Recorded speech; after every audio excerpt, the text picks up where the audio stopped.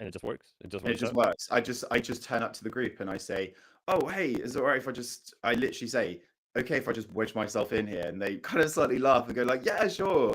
Ah, Because there's an expectation at the networking event that you random do people that. are there Yeah. to meet each other. Yeah. So I just exploit that and take advantage of that. And so everyone in the group is like, "Yeah, that's fine. That seems totally normal." And now I kind of go, "Okay, I'm now comfortable doing Part that." of the group. Yeah. But it took me time to figure that out Hmm. and get myself comfortable with it. So yeah. And then when you do that, after you insert yourself into the group, the favorite question follows, what do you do? And yeah. I'm still trying to work on that as well because it's slightly dehumanizing to just be like, "What do you do?" Like I feel Yeah. like a weird member of the royal family that's just like, "And what do you do? Oh, that is interesting." Yes, I true, true. just I think one question that someone suggested is, "Tell me about yourself."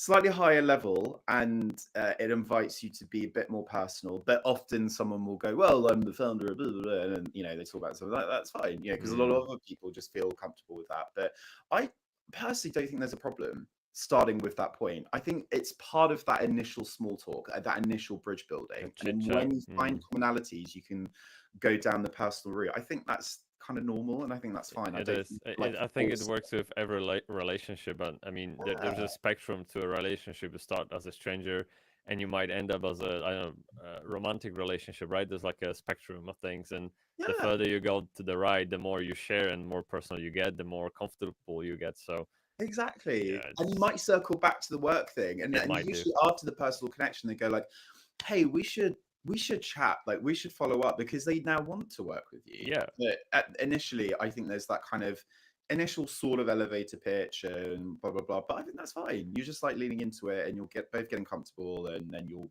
say something and go, "Oh, I do that," and so yeah, yeah, I think there's a lot of like forcing, like, don't talk about work, but work is so intrinsically a part of it is. who we are and what we do. I don't think it's a terrible thing, Mm. personally. I read a book. Oh, I know. It wasn't a book. It was okay, pamphlet. I don't know. Something Right. between from the guy who created HubSpot, and it's Okay. the StoryBrand 7 thingy. Are you aware of it? No. Yeah, it's essentially a guide on how to build your brand, and it's Okay. for people who don't have a brand at all. They most likely have just started a business, Yeah. and they need to find their strengths, weaknesses, and the way to express the business so people can relate.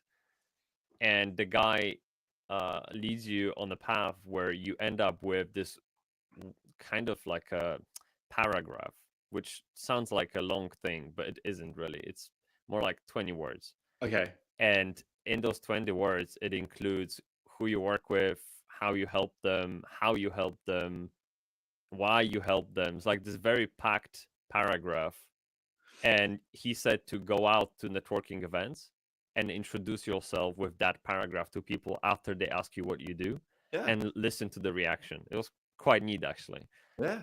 Yeah, because it doesn't tell, like, I'm a founder, I have a web design agency. It didn't work that way. It was actually, we help marketing leaders to leverage website for business growth, for Mhm. example, right? And when I lead with that, even though it's shit in my opinion, and I stopped using it after a while, but it's still, people are like, oh, that's interesting. At least not like I was okay. It's not like, oh, okay, good, good, yeah, and back to me. It was actually thought provoking a bit. They want to learn more. Yeah, yeah, Yeah. immediately. Yeah, And also your intro will change depending on the audience. Like it if will. I go into a room and there are people that work in the B2B SaaS ecosystem, then Yeah.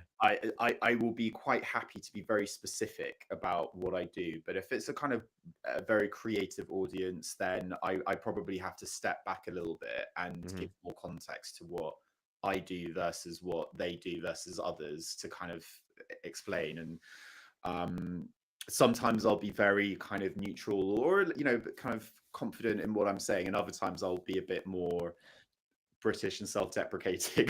Yeah. Like, um, "Oh, you do that what you do sounds really fun." Well, I work with software. I like sometimes find myself kind of putting myself down a bit, where mm, I'm like, "No, I do cool stuff too." But Yeah. you know, I don't know. They work in fashion, and like, it's really cool. And, You like, can't compete with that now. oh That's yeah, true. That's exactly. true. Yeah, and then I'm like, oh no, they're really cool. I'm not. Oh no. What do I do? We Yeah. sort of naturally leaning into the topic of the conversation today, right? With Which the is fashion. Yeah, well, yeah, absolutely. yeah. So much to talk about here. So much. If you look at all the podcasts I've recorded so far, Yeah. on all of them I have this top. Your Gymshark. Yeah. So Yeah. basically, this is my fashion statement. Yeah. That's So that's how much I think about it. Yeah. It says so much. This is your personal branding. Basically, yeah. Oh. Contact me, Gymshark. Yeah. All right. Anyway, well, okay. So one thing I want to say, after we kind of go through the material, Yes. I will thank you for participation. Thank you for having I'm me. already grateful, but by the way, I'll just thank you officially, and please don't disconnect. Okay. Okay. From the call. Physically, not emotionally. Yes. Yeah, absolutely. Because we will have questions in the chat. I think, hopefully, maybe. I don't know. Hopefully, maybe, definitely. Yeah, Yeah, somewhere this there. is- And so I usually answer those questions for live viewers, and I don't include them in the actual recording of the podcast. Right. Okay.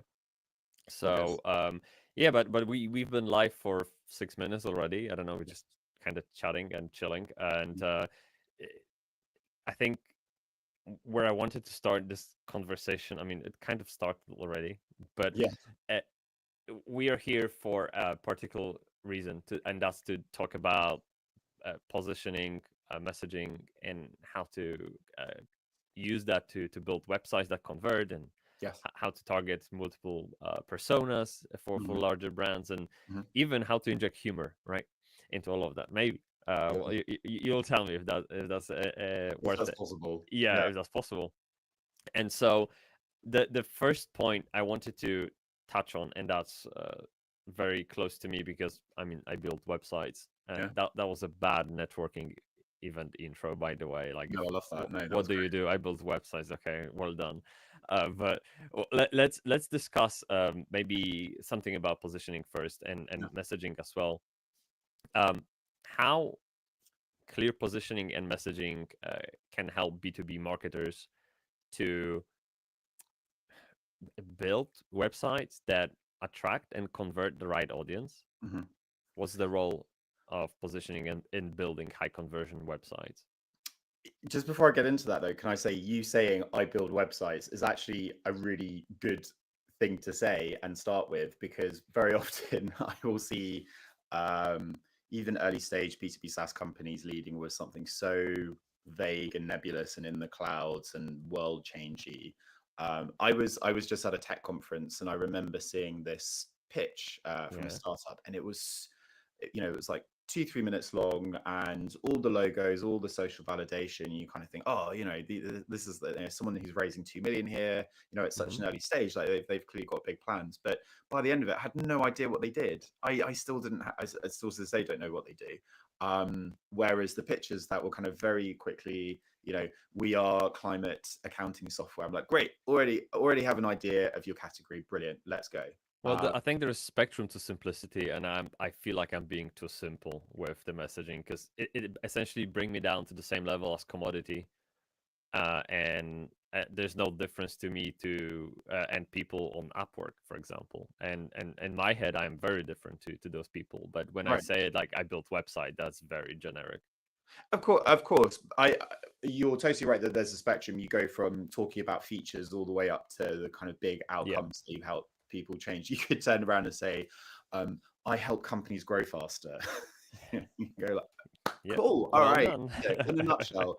And so the reason I liked what you said is because for a lot of people, when they see messaging, there is already an existing frame of reference in their mind about who you are, what you do, what your product looks like, what it feels like, what that experience is going to be, which is why being in a category is really important. You're leveraging pre-existing information. So when you turn around and say, I build websites, there's already an idea in someone's mind about what it is that you could do. Now, you will need to follow up with that and qualify and be specific about the things you do compared to others, and ultimately how that would support further outcomes that your particular target audience is looking to achieve. So that could be higher conversion, for example, or building brand authority.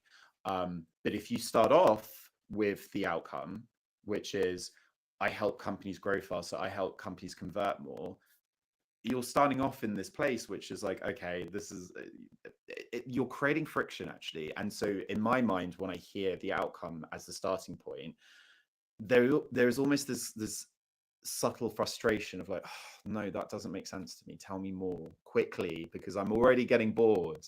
So so don't be too down on yourself when you say that. And also messaging is a journey. It's something that, you know, one should test in a quantitative and a qualitative way. And as you continue to say that, Tomasz, you will hear the reactions from people and you'll go, okay, I see why that does work or why that doesn't work. And so here's how I'm going to slightly change that sentence or change that intro. And it's very much the same with B2B SaaS. So it feels like, again, there are levels at which you kind of introduce more detail as the user familiarized themselves with your brand.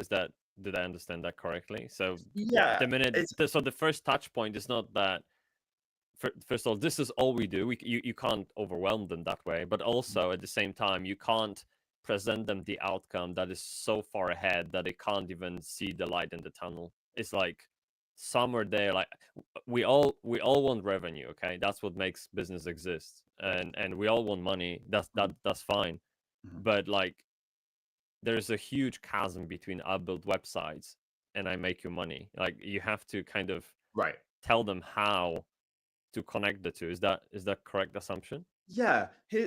Here's how I typically explain to founders. Your messaging should really be grounding. It should ground your product in a very translatable, palpable reality of what it is that you do, what that person experiences. So if you were to, there are different mistakes that businesses, startups can make when it comes to messaging. You either go too far up into the clouds of ROI and world change, or you are so in the weeds with features that are equally as out of context. But I would argue I would prefer the kind of in the weeds feature mistake versus the in the clouds mistake, because it's just slightly more specific, and there is a basis there in which you can kind of go, oh, by the way, here's why these features matter. Now, I'm not saying that you should do that, and I'm certainly saying you shouldn't go into the clouds ROI with your messaging. There is this kind of sort of happy middle that's maybe closer to speaking about features than it is about the big ROI value propositions.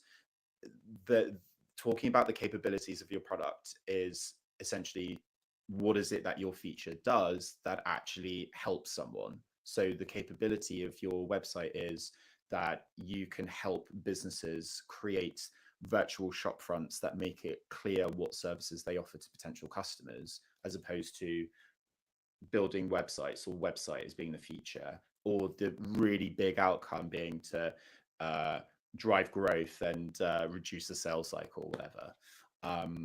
So often I'm speaking with founders that might be either too in the weeds or too well changed. But I think what I've seen over the last few years is that previously people were too feature focused. Now I think companies are too ROI focused with their messaging. And so there's still that challenge of how do we get it to a place where it's very clear straight away what it is that you do. And I think the challenge becomes harder as you grow. And I know that's something we'll get onto later on. But if you're an early stage startup, you have this beautiful opportunity, because if you're building something very different, unique compared to the market, lean on that. That is a really great intro. So bringing that to the realm of SaaS companies, since you've mentioned them, I don't want to spend much time on web design services, which is my forte. I really want to talk to SaaS people, because that's who's listening to us. How do you suggest they approach finding that middle ground? Where do they draw the line when they think of positioning and messaging on their websites?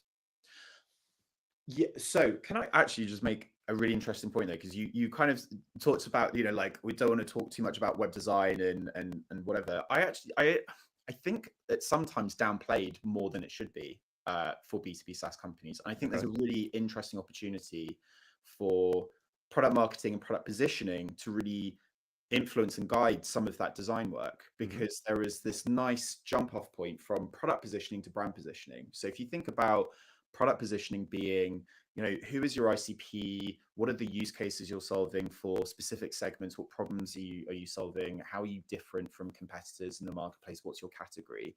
You will do a lot of research into your market, into your competitors, into your buyers. So once you understand that particular market and you've got your target market down, that's a really great way for you to then say to the brand positioning people and those who are working on the website, here's how I think you should design the website, even down to color choice, even down to the aesthetics, because it's playing a really important role in giving more clarity or more punch to the messaging that you've put together. So it's part of that process of saying, okay, messaging is what you want to say. Brand copywriting, that's how you want to say it. And so I think there is something that isn't spoken about that much within B2B marketing that, in my view, is somewhat of a missed opportunity. Typically, website designers can work in a silo and go, okay, I've sort of an idea of what you're building. But I think the more that you can collaborate or create an environment where product marketing, product positioning can collaborate, even on the design side, I think you'll reach outcomes that are really powerful. But sorry, I digress. You asked me another question. No, that's totally which okay. I haven't even answered. That's totally okay. We can go back to the question. You actually started an interesting topic that I want to dive into now. Alignment, team alignment, stakeholder alignment. Website is a thing that overlaps many fields, many departments. Yeah. As you said, it needs many contributors. Yeah. From different walks of life. And I find it very challenging to bring people onto the same page. When we do workshops, we usually invite people from sales, marketing, creative, product, CEO, C-suite, overall tech, and we try to make them sing of the same page. And that takes almost a full day with very tailored exercises, semi-democratic process where we sometimes vote, sometimes discuss, but we cut discussion to the minimum, because with discussion, the problem is that the one who can sell the best can overpower the group and essentially inject their agenda into the discussion. Plus, if that someone is in power, like CEO, people will just automatically agree rather than go against their word.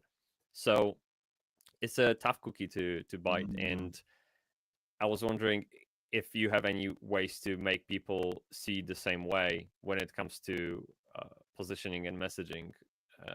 Maybe in the realm of building a website, but we can step out of it for a second because it's such a large scope, the messaging positioning is. So could you speak to that a bit? Yeah, I love this topic because you're really speaking to a kind of a very human thing, which is how can you really get people excited and bring them on this journey of what you're building. And I've worked with many clients where there has been this issue of internal alignment, and exactly as you say, certain stakeholders, teams, departments, individuals have this ability to shout louder or in a way that gets more people to listen, and therefore it's their way or the highway.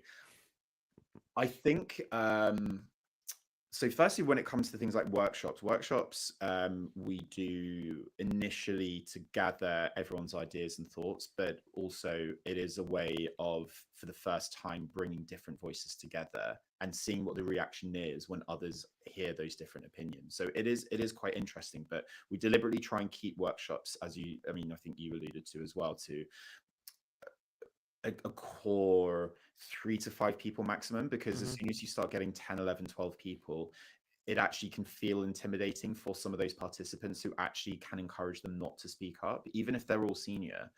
You can't assume that they're all this particular type of personality that they feel confident enough to speak up. So we try and keep it to a small team. When it comes to things like messaging, we actually bring salespeople into the process early on. So even if they're not part of the workshop, we'll start to reach out to them and say, hey, we're working on these ideas. What do you think? We really want your input. And so they feel that they're part of the process, they're part of the journey. And so before it's released to the rest of the company, they already know what's happening. They're invested in what we're producing. And when it comes to the rollout and the adoption piece, they are going to be part of that process of getting people bought in. When it comes to delivering team-wide, company-wide presentations, the thing that I say is, I really want the CEO to deliver this. We will put it together, and we will, of course, involve the CEO in a lot of the workshopping and a lot of the process and developing positioning and messaging. But I want them to be the person delivering, because that is going to get everybody bought in. But even before the workshop, even after the workshop, I do individual calls with team members. I want to create an environment where they feel comfortable giving me their honest perspective. And so because I hear all the different opinions, I know who will have an interesting perspective. So when the time is right, I will bring that in. Obviously, data research, so that I can come to a view as to who I agree with more and who I think needs to have more of a say. And so it makes my role as a positioning consultant quite interesting. I'm not just there to do the research and strategy and suggest ideas. I'm sort of trying to facilitate culture change where possible and give more of a platform to people who have the ideas but are not being listened to or heard. And so it is a journey, and it's knowing when to bring people in and how to bring people in. It's very interesting when you describe your process, how similar it is to what we go through with the client. And we also have those one-on-one interviews with every stakeholder that's involved. I'm not saying that every stakeholder is part of the workshop, because as you said, we limit the group to, I think we did it max with 7, and I wouldn't go beyond that. But the actual one-to-one interviews, we take on board everyone's feedback, and we ask questions like, what do you expect the outcome to be, or how do you expect the outcome of this project to impact your role, which is one of my favorite questions. Actually, funny that people don't know the answer to that question, because it's on the more personal level rather than business level. So I like to lead with that question. So yeah, that process is very similar, and it's if you zoom out, you can almost tell that you start with that mess of information. Everyone thinks something else, and you try to make sense out of it right there, and then you pick the best bets from that cloud of mess. You bring it down to the workshop, and then you fine tune it until you arrive at a point, right? And actually, a lot of what you're describing literally just there is sort of how we approach segmentation of the market. A big part of that initial work is, okay, I want to explore all the different possible customer groups, companies, characteristics, personas, use cases that you can think of that your product would serve. I want to start from the total, all possible available market and understand all of those characteristics. That will be something we complement with our own research as well. And then once we have that, we break it down. We take apart all of those different segments, those use cases, to those constituent parts. And we go, okay, here are all the possible industries, here are all the possible company sizes, geographies, use cases. And then reconstruct by looking at each of those constituent segmentation parts and go, okay, this makes sense. This is an interesting thing for us to test as a hypothesis. This is not really going to make much of a difference. So I don't think we need to worry about creating tests or making this a champion segmentation characteristic. Let's then create those segments we think offer the most promise or the most interest, and test these, and then begin that process of narrowing down. So I do love the workshop process, because it is kind of like get everything out on one page, but there also needs to be focus with that as well. I mean, I've facilitated workshops where we've had 3 to 4 people on the call, and that would be an earlier stage startup. But when you're getting to scale ups, it's very easy to bring 16, 17 people into a workshop, and actually you find that half the people won't even speak up or say anything. So it's actually sort of pointless. And so to your point, you really want to limit how many people you get involved. But yeah, It's a cool job. That- That's my experience as well. And we are still in this discussion, we are still on the input side of the thing. Uh, Mm, Everything we're talking so far is very inward looking. mhm, You are getting into the ant nest and mhm. you try to sort things out right there before you actually look out the window first, Right. right? Um, how do you, so after you've done all those discussions, all those interviews, and you have a good idea of where you want to go with this, Yeah. it's still just an assumption. How do you validate that assumption? You mentioned tests. Could you speak to that a bit? So before going out to the market, and the thing, by the way, we should say this is an ongoing process. There's never one time for us to get this right. When I work with clients, this is really about how can we speed up that process of narrowing down the target market or narrowing down to key messaging Hmm. and value propositions. But um, the thing that we ask for, the thing that I ask for is what data do you already have? And often startups will underestimate their existing data sets, either because they're early stage, they don't think that they've got enough to validate. And so they sort of discount some of the campaigns they've done previously or some of the customer conversations that they've already had. And that's why they come to us. What I will say is, you are never going to have enough data for you to be in this position to say we are 100% confident that this is the right segment that we should target, or this is the right messaging that we should prioritize and lead on. We will do lots of research to get to that answer confidently, but I have been in many situations where founders or senior stakeholders will say, I still don't think we're quite clear enough, or we have enough to narrow down. And I say the only way that you're going to know the answer to that is if we actually go out and start using this and start testing this. So the ways that we can validate that will be for salespeople on those initial qualification calls when they're talking about the product to A/B test some of our messaging. We will do cold outbound, either from the sales team, or we will do that in email campaigns. So platforms like Apollo are really great because you can segment your audience and you can send out email campaigns to large groups, and you can start to see where those interest signals are, who's converting, who's not. If you are a startup, then you already have a little bit of website traffic, and that website traffic comes from particular regions. Then again, you can start looking at when you do A/B tests of messaging on your website, how does that change the behavior of people that visit? So there are different ways, practically, tactically, that you can do that testing. But I always think the interesting point is you will always you always have to make a compromise. You always have to make a call at some point that you go out to the market and you begin testing it. And you go out to the market to test in order to find that data. So why not just get going with it anyway? Like to me, it doesn't really kind of make sense that you're just going to stay where you currently are. Hmm. Um, and it is something that I see often, which is this need for absolute 100% confidence and clarity.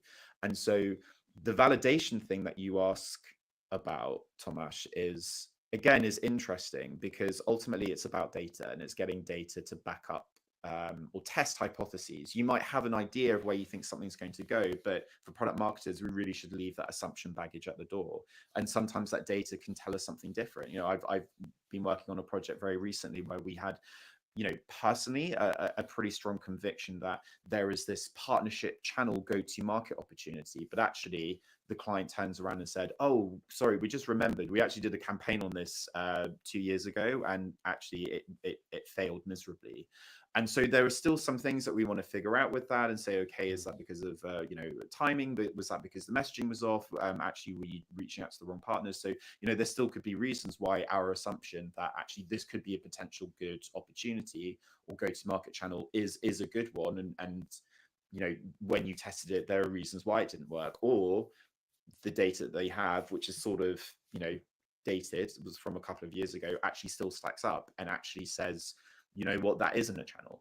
So you can always acquire loads of data, but at the end of the day, even with that data that backs up an argument, there is still a little bit of a leap of faith that you have to take even after that. So I think there is always a trade-off between getting loads of data, doing loads of testing, and then really going in and leaning in on messaging, go-to-market, demand gen, based around that positioning and messaging. Sometimes you just have to kind of get going.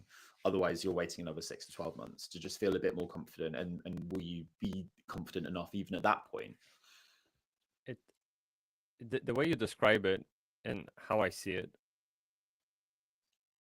being comfortable with a certain level of uncertainty is pretty much a must for a decision maker.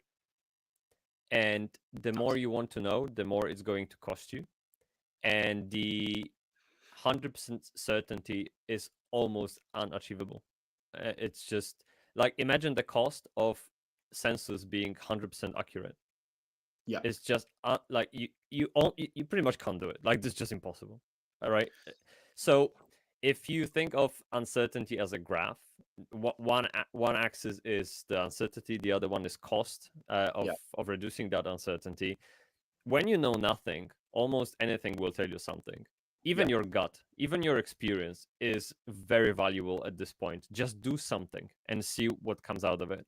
But the more you climb up and the more certain you become on the topic, 30%, 40, 60%, you'll have to dish out more and more money, more and more resources to move just a bit, like diminishing returns, essentially, right?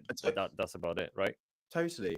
And like the irony of this idea of, we want to wait because we want to know more information is that you're preventing yourself from going to market, which is actually a way of acquiring information and data. So you put yourself into this very risk averse position of, I don't want to go out to the market and say, this is who I am, this is what I do, because you're sort of scared of failing. And when you failure is acquisition of data. And it's acquisition of data saying you were thinking about going down this path, but actually that path is not going to work for you. You will, by failing faster, this is this thing that we hear in B2B SaaS and tech, and we're just like rolling our eyes and going, "Oh, this is so tech bro." But I think when you're in that moment, actually the whole fail fast thing really makes a whole lot of sense. If you fail fast, you can succeed faster. And I think also the thing you talk about, Tomasz, around the risk taking, I've been having conversations with founders about this recently, even from my perspective. And I think it's interesting when you make the decision to start up a business and do the whole entrepreneurial thing, that is a risk, but you never stop taking risks. You are just moving from one risk taking exercise to the next. You have to continue taking those risks. Obviously, as humans, we have to sort of find a safety zone temporarily. We can't be constantly putting ourselves in the zone of moving outside our comfort zone every minute of every day. But you kind of sort of have to continue moving yourself outside of your comfort zone if you want your startup to grow and to acquire data. So if you're scared that you don't have enough information, you're not confident enough to make that decision, then you're kind of wasting time. True. I don't think you can be constantly in the open waters. Sometimes you have to dock at a bay, replenish, restock, regroup, think about it, and then swim out again, right? Yeah. It's just exhausting to be there constantly under the pressure, and yeah, just taking that break, it really helps. Yeah. Especially when you operate in such an uncertainty. I mean, business is, as you said, maybe risk after risk, but also essentially business and life is nothing but solving problem after problem, which are very correlated. And I want to, with that, I want to shift that conversation to something else. Now, again, we spoke more about the input, what needs to happen on the business level for website to succeed. But what about the other side of the fence, which is the customer? And often those customers, they have, I think I'm going for that part because I find it very close to my heart with every project. Those customers, especially in B2B, they have multiple stakeholders that you need to cater to. And website is in this very weird positioning that needs to be, not everything to everyone, but Yeah. something to someone, and Mhm, someone's most likely. mhm. So how do you go about creating a product messaging that speaks to multiple personas at particular point of buyer's journey Mhm, with particular level of detail, and mhm. like how do you glue it all together? Could you help us out a bit? Yeah, I think buyer journey is a good way of thinking about it, because your website could be the first touch point that someone comes across. It could be a touch point after a campaign, for example. So understanding where it sits in the journey can be quite important to understand. But there are so many things to consider when it comes to website messaging and product messaging more generally. Um, Firstly, there are different segments that you could be speaking to, and we all talk about segments as if it's a different industry. Segment is basically a group of customers, and you can cut and dice how what different groups of customers look like, but ultimately they share some characteristics or values or needs that makes your product particularly relevant to them. But you can also be speaking to different internal champions within those organizations. There are also different stakeholders Mm. that are involved in the sales process. When do you speak to them? How do you speak to them? Um, if you think about B2B SaaS versus, let's say, marketplaces where you've got two different audiences either side. So there are so many things to take into account. But when it comes to, let's say, a B2B SaaS company of your website, uh, firstly, you might be speaking to more than one segment. If you are early stage and I work with you, I try and get you to speak to only one segment because it makes the go-to-market much easier. You've got messaging that speaks to um, one specific group of customers with one challenge, and you are going to tell them how your product uniquely helps them resolve that challenge. And preferably that challenge is unresolved right now, partially or entirely by existing category players. Mhm. So being able to speak to one audience really gives juice to a very unique positioning in the market, and also clarity and empathy in your messaging. But if you have more than one customer group, then you could literally call them out in the headline or the subline below the headline. We are the leading no, don't ever say the word leading. I'm already getting into buzzword I territory. know, I I know, I know. literally have my own black book of buzzwords to use, and I've just used one. This is sacrilegious. But you can say, for accountants, HR professionals, and salespeople, you could have the personas or the use cases immediately below, and you then create separate journeys that they go on. So your messaging immediately goes from speaking to everyone and trying to address everyone to, okay, now here's messaging just for you. Um, if you're a marketplace, it's interesting. You can again go for that approach of, so let's say it's Depop. The headline will say, great for people who want to buy clothes, great for people who want to sell clothes. Then your homepage, the rest of the homepage might speak to one side or again both sides. Uber sort of does this. Uber at the top is very much geared towards people looking, you and me looking to get a cab, a car to go somewhere, and so it helps you create a journey, Mhm. search for going from A to B. That's what you do in the above the fold for Uber. But then as you scroll down, there is a section for people who want to become a driver to work for Uber. So they're very aware of the type of traffic that goes to the website and how they can optimize for that. If you're a startup, what you might find is, okay, we really need to speak to this audience, or if we're a marketplace, we really need to build up this audience. So let's create messaging that for the next month or two focuses on this particular audience. Or we want to optimize the website to convert more people from this particular segment or this particular audience. But I, I try and avoid having a situation where an early stage startup is speaking to multiple segments. It just complicates the go to market. So it's really something to think about if you're a scale up and you're in growth stage and you have different customer groups that are all resonating and all responding to your product, and you can see that there's adoption and you can see those signs of product market fit for more than one separate segment, then sure, we need to entertain it. But it's, you know, it also depends on the size of company that you're going after. So if you're going after, say, enterprise, there are many more stakeholders involved in the process. Now, does your website also speak to you know, the IT person that needs to make sure that your software will integrate with their tech stack? How about the finance stakeholder, security and compliance, the procurement team? Maybe that's something that you don't necessarily need to cover on your website, but it's something that you might have a separate landing page for, or it's something in your pitch deck and it's not on your website at all. But yeah, there are so many different things to think about when it comes to, you know, audience types. Again, who's that? And even when you identify that segment, who's the person internally that you want your website messaging to be engineered for? Is it the end user? Is it someone that's super senior within the organization? Typically, I'd recommend that you're going for a kind of a mid to senior stakeholder, someone that is proximate to the problem that you're solving, but they also have influence in budgeting and decision making. So there are some, I guess, rules that I like to follow, which is try and focus on one segment, especially at the early stages, and that mid to senior level stakeholder. But that can change depending on if you've got a PLG motion, then you might want to be speaking to a slightly more junior stakeholder. Again, that's not always the case.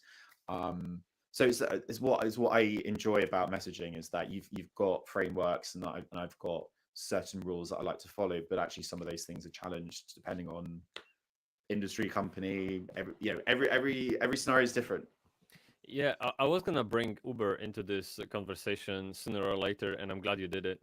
And so the reason why is because we've done a workshop for a client who is, I guess, essentially a marketplace. We can call them that. It's fine for the purpose of the explanation. Yeah. And they had exactly the same predicament. Like, where do we start the conversation with particular segment, the particular customer? They all different types. I think they have 3 of them actually. And so there were different ideas. For example, one you mentioned, literally Uber. Someone brought it up in the workshop. Hey, how about the Uber solution? They have at the top, they have like the drivers, customers, whatever. You just click and they shove you down the buyer journey for that persona. Yeah. And that's it. That's one of ways to go about it. The other one is I often see it done a bit more subtly than Hero Banner is more of this generic statement that unfortunately usually doesn't mean anything. But when you scroll past it, you'll see some kind of tabs, tiles, cards. Hey, are you this? Click here. Are you this? Click here. So that's another way to go. But the third example, and this is actually one that everyone knows, is Stripe.com. And they talk to many people. Yeah. Oh my God, crazy. Yeah. And there's no wonder that people bring up Stripe in workshops, because everyone holds them to such a high standards, and I mean, they're clearly doing well, so there must be reason for it. So their homepage is just I don't want to call it it's a beautiful mess. Oh, maybe that way. If you go onto the website, they talk to everyone everywhere. Yeah. But at the same time, they do it so elegantly that you can very easily find the piece of information that you need, but also understand that there's more to the ecosystem than just yourself. And I think that's the beauty of, well, beauty and maybe a curse at the same time of B2B, because as you said, there are many, many people involved. And frankly, it's not that many people are involved. They carry different kind of power. Now, when you say marketplace, buyer and supplier, they are both economical decision makers, essentially. They decide whether to spend money with you or not. But behind them, you said there's finance, there's development, there's procurement, and HR, whatever. They all have just veto power. They have no economical business with you, honestly. They can just say, no, that's it, right? So you have to make sure that they actually don't have a reason to say no amidst all the chaos that's happening in their life and business life. So to me, that is the most fascinating part about designing a website. Yeah. Getting that website user journey right, Yeah. to make sure that all those touch points are at the right place at the right time, they say the right thing, Mhm. and frankly, positioning and messaging, the work that you do for companies Mhm. is prerequisite for it all. It like Right. trickles down to what I do in workshops, Right. because we can't be sitting there and thinking about, oh, are we a platform or are we a, this needs to come from above. We need to know this already, and that's when we can do the best job, right? Do you find this do you resonate with this? 100%. And this is, kind of goes back to our conversation previously, Mm, which is around that handoff between product marketing and brand marketing. As an example, once you know who that person is that you're targeting, what that target market is, and if you've got the detail on that, it really does help later on. But if I was to work with you, Tomasz, and say, yeah, so we're positioning to this really specific segment, which is human beings that breathe. You just kind of go, wow. where do I start? Like, Where I do have I find no user idea. testers? Yeah, What does that wireframe look like? sure. I have no clue.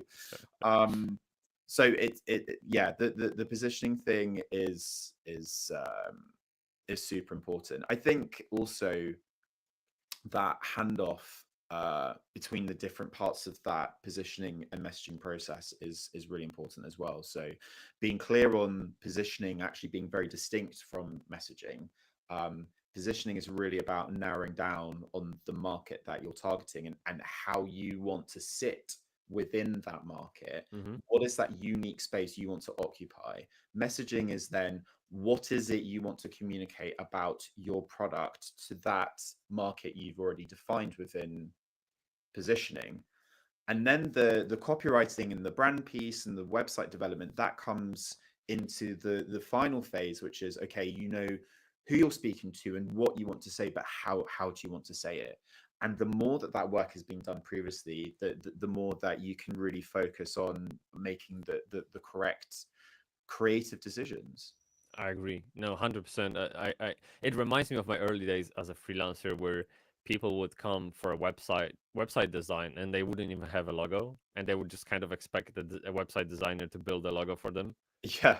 Okay. That's a different specialty, Cool. and I feel like for B2B it's almost the same. The Yeah. positioning comes before website, please. Yeah. Like, Yeah.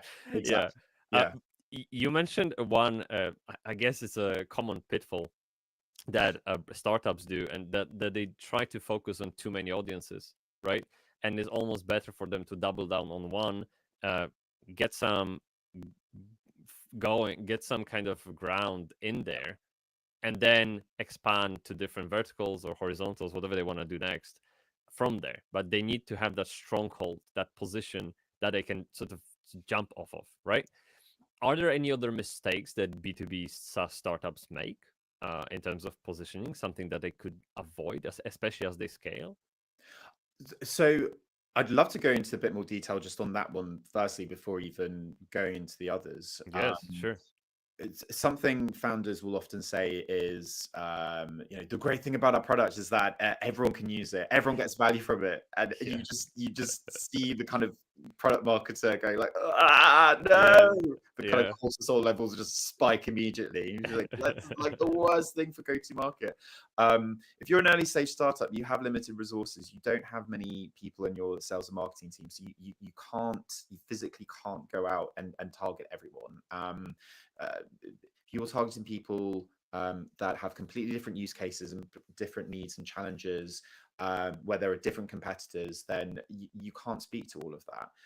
And when you try to, what you do is you end up finding that common problem or challenge that will speak to all of the different audience groups and all the different target buyers. And so you get to vague land of grow faster and sell more, which, by the way, is something you will see with the big tech giants. And I actually have different opinion. I don't think that their, you know, supposedly vague messaging is actually as terrible as people claim it to be. But I'll get onto that in a second. Mhm. But targeting different groups, I think everyone gets the idea that, yeah, sure, it makes your messaging more vague, and it cuts out any opportunities to be super empathetic and really speak to specific emotional and social dynamics that that very specific target group is targeting, and it makes it hard for you to stand out. But you know, even beyond just the marketing piece, how does customer success onboard completely different groups of users onto a platform when they all have different use cases? What does that journey look like inside the platform? How do customer success create success plans for those different customers? How do they think strategically about that? So again, you're creating complexity for the onboarding process.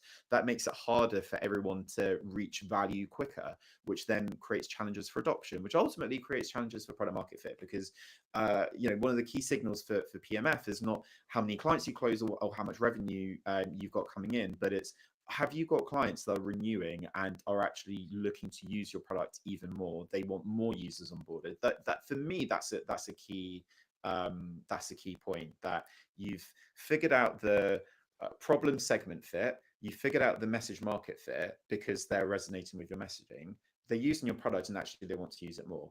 So the whole thing around positioning is more than just a marketing exercise. It's for the whole commercial organization, and even for the product team. When, you know, sure, you've got a long-term vision and you've got an idea of where you want to be in 5-10 years time, the short term doesn't really change that. So if I have interesting insights that comes from customer interviews that I do, or, you know, surveys that we send out and other market research we do, that's not going to have massive implications for what product do for the next sprint. But what it could do is it could change what they prioritize to build now in the next 3 months and the next 6 months. And actually that can be really important as well for how we go to market.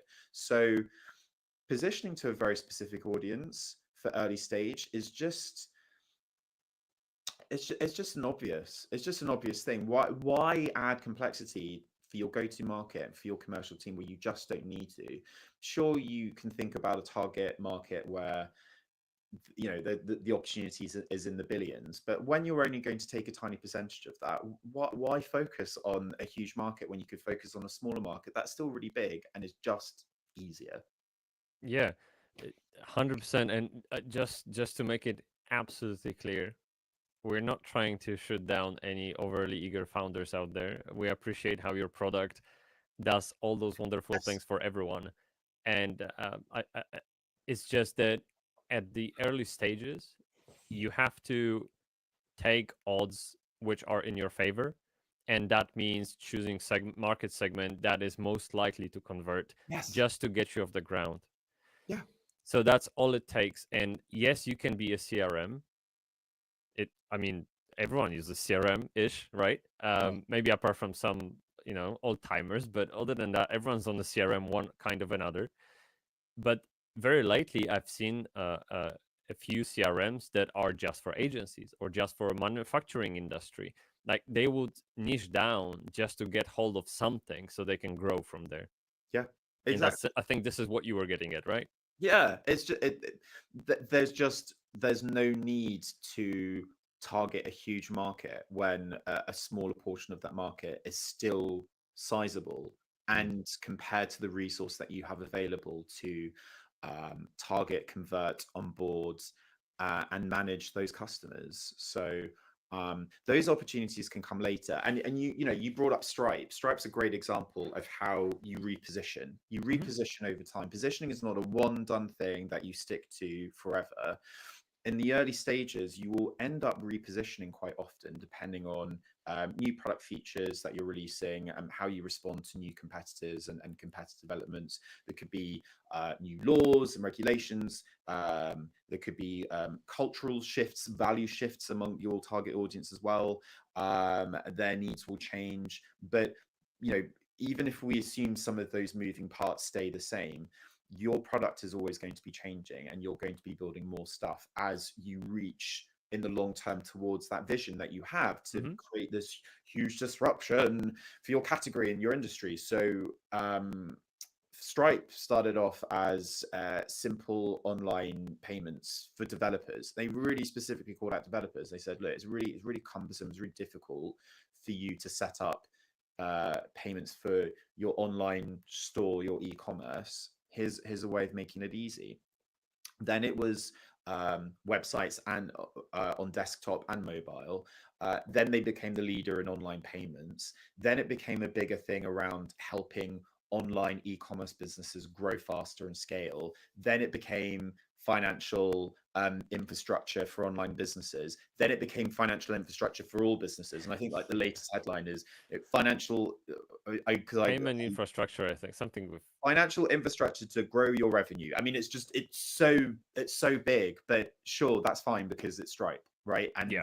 at this point, everyone knows Stripe, and they have moved from targeting SMB and mid market to now super enterprise. So it's this very big, ambitious, messaging and positioning that they go for. But even with this very vague messaging that we will see from the big companies, and we will label it as vague and in the clouds, and I think unfairly people will say it's lazy. I think there's a lot more research that goes into these big headlines than they give credit for.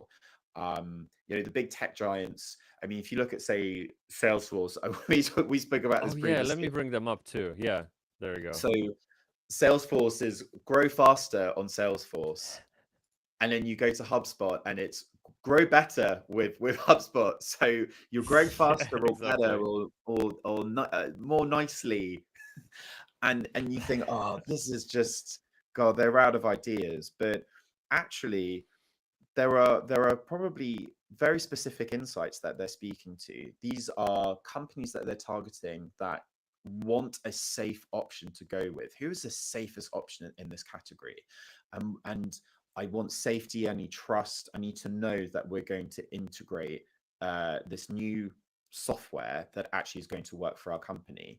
And so they're thinking, okay, how can we imbue that idea of trust and safety? And so that sort of leads to something like grow faster or grow better. And it's also, brand is more important for big companies at this point. They are very well known, and how can they make the proposition more sticky? Brand is the thing to leverage. I mean, I went to an event last night. It was with this very old family-owned jewelry business, and they've been around since the 1700s. And they said, for us, we've learned that product and brand are arguably as equally as important as each other. And I just thought it was a really interesting thing to hear them say, because I think for the big software companies, that they would probably agree with that. I think one point maybe to bring up in that argument about product and brand being equal. Product, I feel like product. So did you say 1700, right? So that's 300 years ago. Yeah. When they started, their product must have looked different back then. It must have looked different 100 years later, 200 years later, and now. And so it almost indicates that product can evolve, can change, but as long as there's brand that you can fall back onto, you can pretty much experiment and play around and grow on the back of it. So it leads me to a natural conclusion that when you start off, product is everything because brand is unknown to people. And as the brand keeps getting attention, you can sort of, I don't want to let go of the product, no, not at all, but you can use brand to fuel the attention back to the product, and maybe try new things and sort of experiment a bit and innovate, because in case you make a mistake, it's not like you remove the risk, if that makes sense. Yes. I think also brand is something that is underappreciated even for early stage tech startups.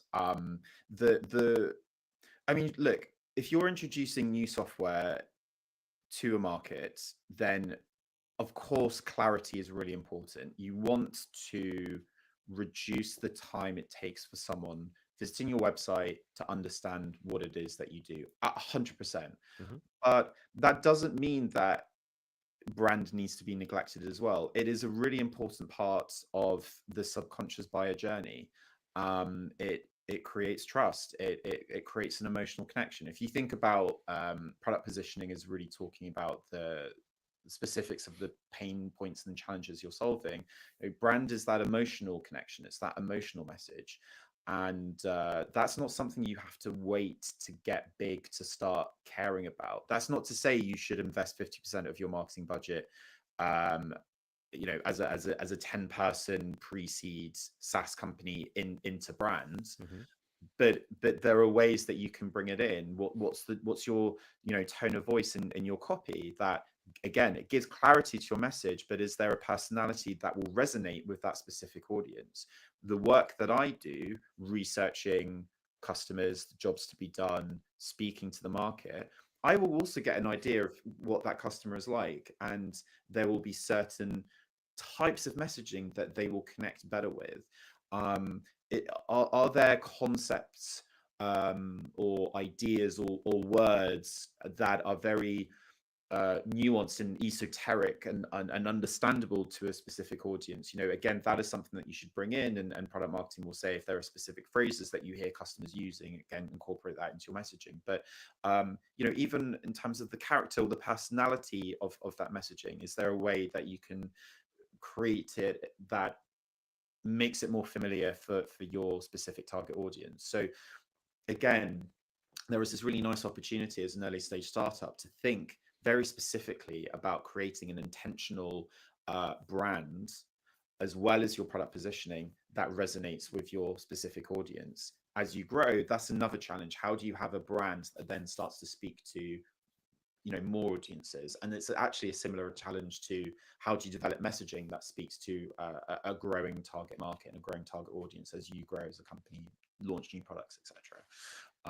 So I think brand is something we can see big tech companies very obviously invest in, but I do think there's an opportunity as well for younger tech startups, and I think it's something that we will see more of in the next couple of years. And actually, sorry, just very quickly, one very obvious example of how that is already happening. Increasingly, I see founders on LinkedIn of these tech startups building their own personal brand, but that is directly connected to the brand of the company itself. And that again is an example of where startups are starting to think about the importance of brand. That actually tracks with what Vasi, my previous guest, said on the podcast, that if you are an early stage startup founder, you should lean into your personal brand until your business brand sort of picks up on. But you don't ever have to let go of personal branding at all. One example would be Jason Fried from 37 Signals, right?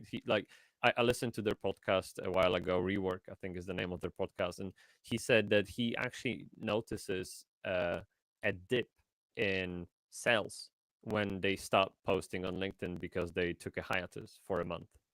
So they're very, very connected to the sales funnel as a founder still after all those years, and after having Basecamp and all other products really establish themselves on the market. So I think personal brand is really underappreciated nowadays, and people should lean more towards it. Even if as you scale the business. And so we kind of spoke about adapting your I guess we spoke to adapting your messaging as you grow, but we only used an example of a company that operates in a oversaturated market. I think CRM is really an oversaturated market. There's so many CRMs. How does your approach differ in markets that are very niche? Do you ever have to adapt your message, or can you just ride the wave from the beginning to the end? If there's no end, obviously, but like for a long time, because at the end of the day, if you work with a very specific market, I feel like you kind of always have the same problems to solve, and you always speak to the same people. So what do you think?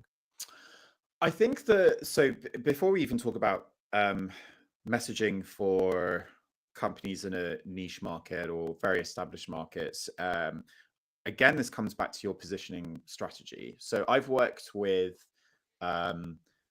SaaS companies in very crowded categories where there are very obvious leaders, and you think like, wow, okay, you're coming into this, that's pretty ambitious. I hope you're ready.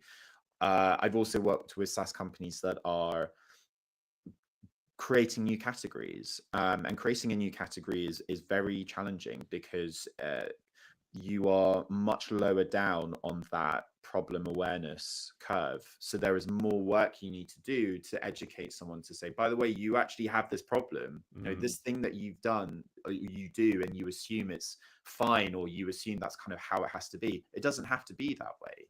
So that, that the work that you have to do there is a lot more work to be done, but it's also an interesting opportunity because your competition isn't a host of other SaaS platforms where you're trying to find some differentiation, or maybe you're trying to find a use case that you serve that's different to the others. Your competition is the old way, the way that people are currently solving that problem, which could be, hey, we go to consultants and they help us do this thing, and it's very manual and it takes us months. We've now got software that can help you do that same thing in hours. That's a huge jump. So the differentiation there is so obvious, and the positioning is so obvious. Get this thing done without having to wait months. Get this thing done in 2 hours, like that. That's really obvious. So the question is, who is it that you target that is most open to doing things the new way? You might find that there are some people that are averse to new technology or to new solutions, and so you might want to find someone that is a little bit more open-minded, and you want to speed up that sales cycle, or what you offer is just so incredible that that doesn't really matter. But again, those insights will come through as you start to segment your market. When it comes to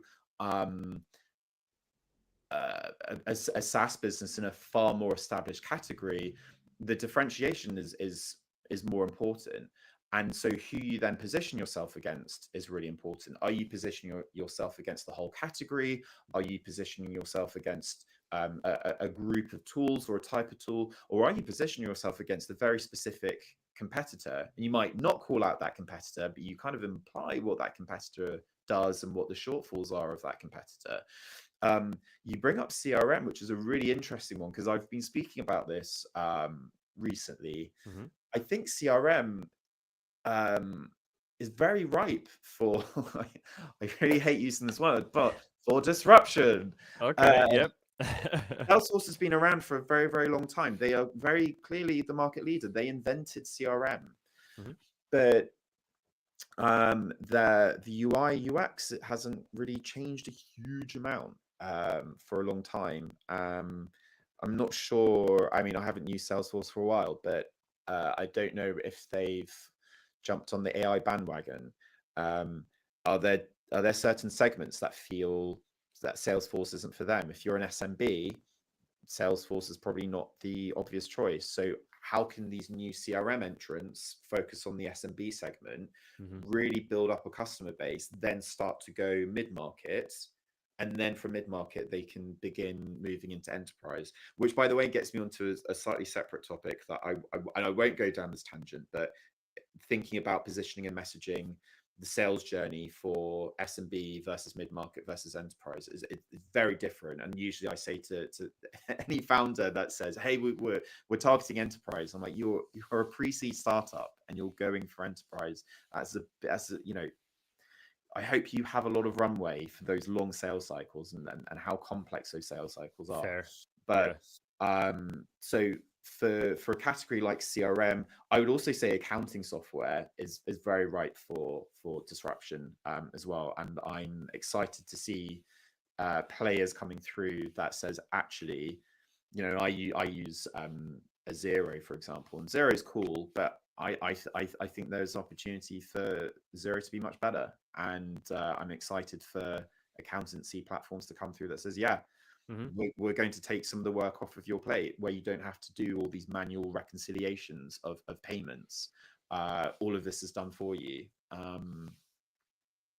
So it's contextual. How crowded is your category? and then how do you stand out in that crowded category, and who are you positioning yourself against? Or are you creating an entirely new category which brings its own challenges but actually can be exciting? What I think, what I try to advise against is a founder that thinks they're creating a new category but actually they're not, and there is a lot of there are many benefits to actually putting yourself into an existing category, leveraging the existing knowledge that your target market has, because that category exists already, and a lot of that market education has already been done. So you can jump ahead and go, okay, so you've got an idea of what they do, great. Now I'm going to tell you how we're different and how we're much better. Whereas if you're creating a whole new category, you're telling people that there is a new way that they can do things, and they have to get their head around that. And as humans, to a greater or lesser extent, we are sort of risk averse, and so there's more work for you to build that trust and lower those barriers to taking that risk of going for something new. Again, there's another reason why going for enterprise customers can be difficult, especially if you're going for a new category. They can be very risk averse. So yeah, that's kind of like probably a very tangential answer to your question about positioning a niche versus very established industries and categories. Yeah, there's a lot to go through here. A lot.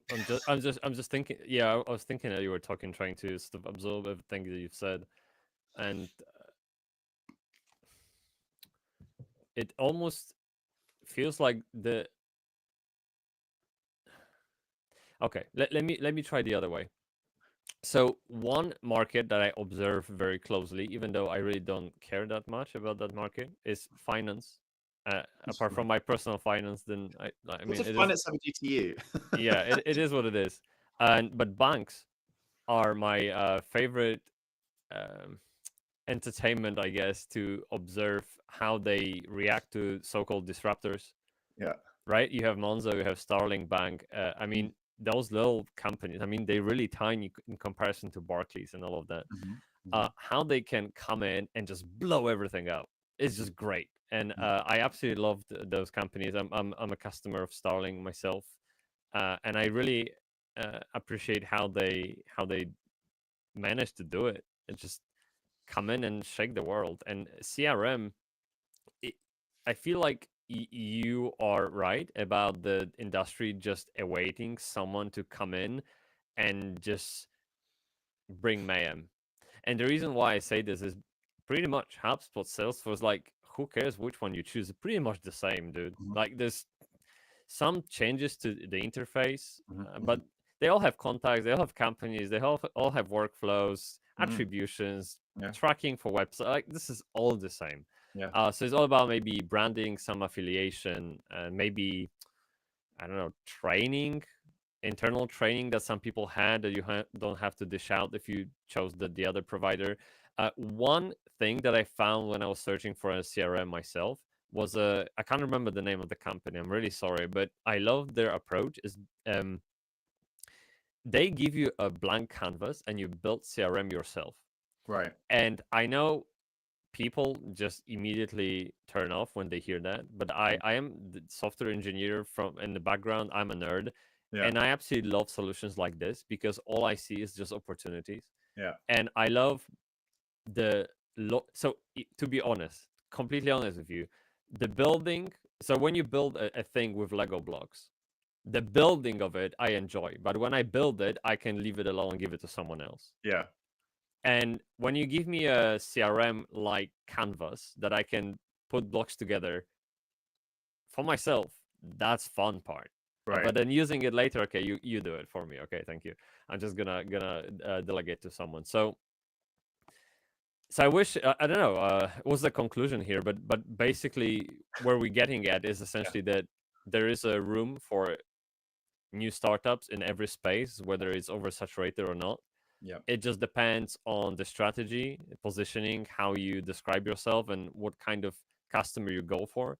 Sometimes it's not a good idea to go for enterprise because of the long sales cycle, and you might not have enough resources to exist throughout those sales cycle. But you can do anything with the right mindset and right approach, right? That's I the bottom line. This is what I kind of love about positioning, is that hypothetically you could have exactly the same product as someone else, but you can speak to a completely different use case in a very specific segment, and then suddenly your product is the one that looks most interesting. Now, there are so many mitigating factors there, right? If you take that approach and go, okay, I'm going to target this specific enterprise customer, that's going to be much more difficult than I'm going to position to target this specific SMB customer, right? But hypothetically, that is one way that you can stand out. If you put zero effort into making your product different, you can still go in with positioning. Now, that's still not going to solve all of your problems. There are customers that will have varying degrees of knowledge on the competitor landscape, and so some will do their work, others may not do as much. But if you have, let's say, 4 CRM systems, and they all broadly sound the same, but there's one that says, hey, we're the CRM for small vets that are Sagittarius who live in Oxford. then if you're that person in Oxford, you're going, oh, well, that's the one for me. Yeah, Great. yeah, basically. Let's have a look. Yeah. So it can be interesting, but it kind of goes back to my previous argument as well, that I think, your product kind of has to be there as well. And that's a gray area. Like how different is it, and how much is it actually adding value, or is it a nice to have? By the way, the CRM example you brought up, is it called Attio by any chance? Yes. Yeah.